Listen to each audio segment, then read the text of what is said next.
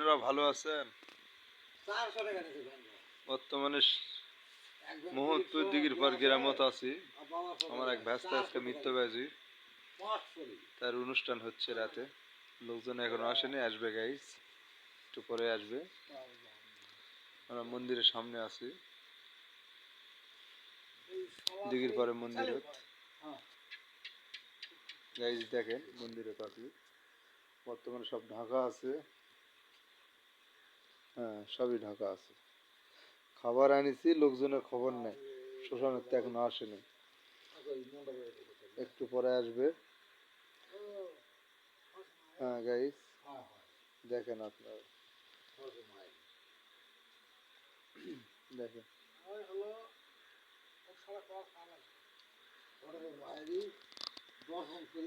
আপনারা ভালো থাকেন গাইস, ভালো থাকেন।